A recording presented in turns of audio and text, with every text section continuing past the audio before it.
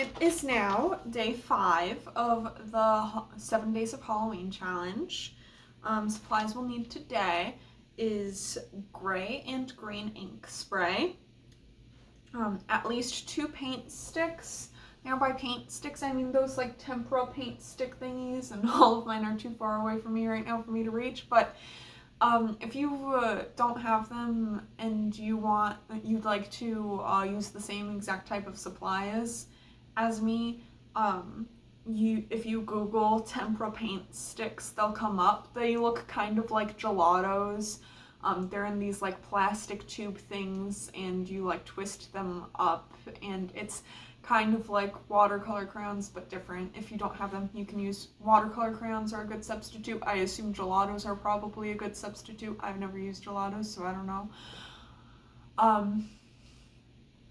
Or you can just use like normal watercolors or crayons or whatever you want.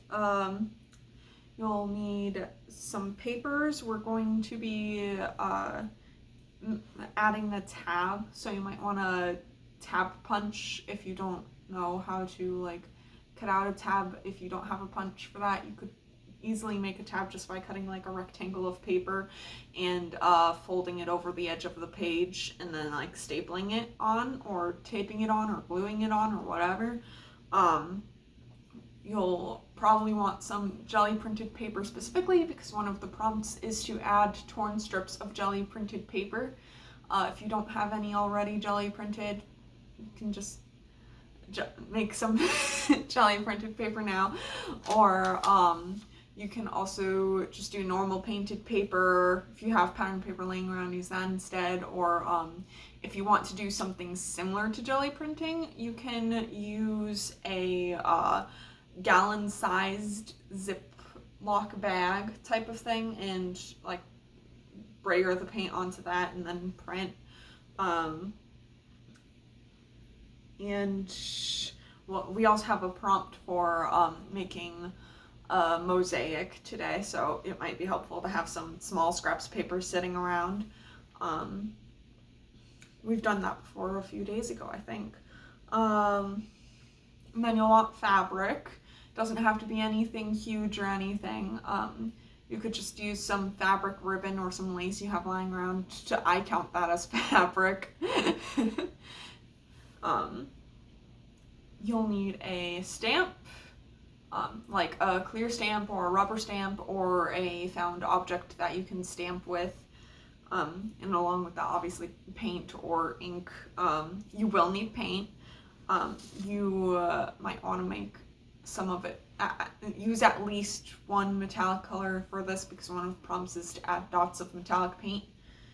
Then you'll need a stencil, and a leaf, like one you find from outside, or if you can't get a leaf, you can use a fake leaf or a stamp that's like carved to look like a leaf, or something like that.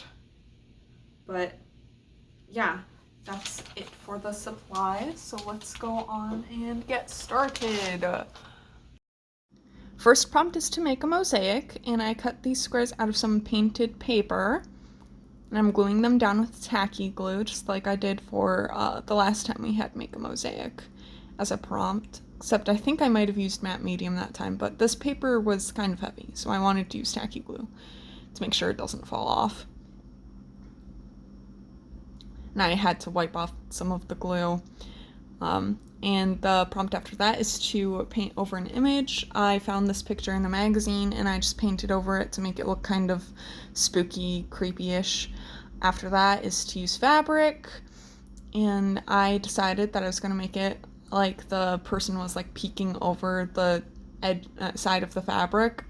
I also wanted to make it a little like drooping over the edge of the circle. Next prompt is to stamp with a leaf. I'm using a leaf that I found in the parking lot out at my apartment, and I'm stamping using acrylic paint. You might have some luck with an ink pad. I've kind of had mixed luck with that. After that, the prompt is to add a tab. I punched this out of cardstock using a tab punch. Next is to add dots with metallic paint, and I'm using an embossing stylus tool thing for that. Next prompt is to apply paint through a stencil. After that is to draw with 2 paint sticks, and these are the tempera paint sticks that I was talking about at the beginning.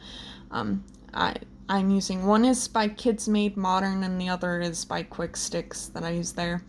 Next is to draw a character, and I made the horrible decision of using a micron pen over that tempera paint. I don't recommend, it destroys your pens.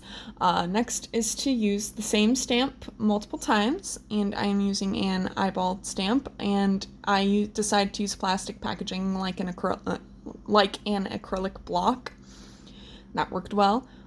Next is to use green and gray ink spray, and I used that piece of paper to kind of mask where the magazine image was because I didn't want to spray over that.